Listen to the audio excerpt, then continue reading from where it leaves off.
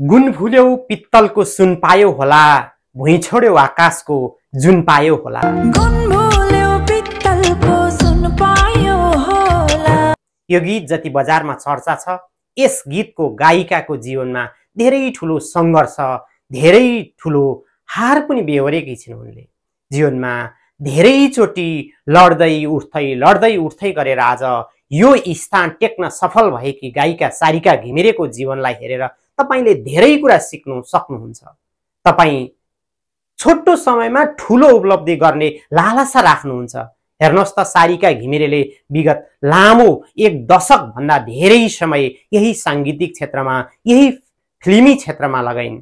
फिल्मी क्षेत्रमा धेरै अभिनयहरू नगरेकी होइनन्, तर उनका धेरै फिल्महरू हिट हुन सकेनन्। उनले भाग्ने जमर्को गरिनन्, बरु यसैलाई निखार्दै अघि बढिरहन्।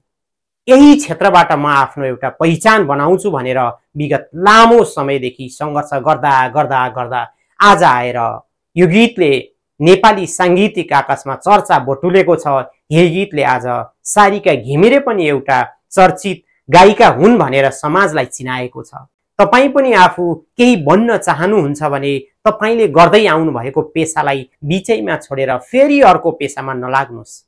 तपाईले एउटा पेसा छोडेर जब अर्को पेसामा लाग्नुहुन्छ नि, तपाईको फेरि जिरोबाट स्टार्ट गर्ने दिनगन्ती सुरु हुन्छ।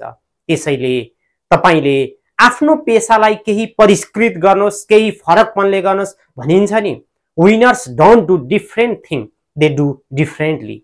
यानि कि विजेताहरूले केही कुरा फरक होइन, तर त्यही कर्मलाई फरक तरिकाले गर्छन् र उनीहरू सफल हुन्छन् छिट्टै।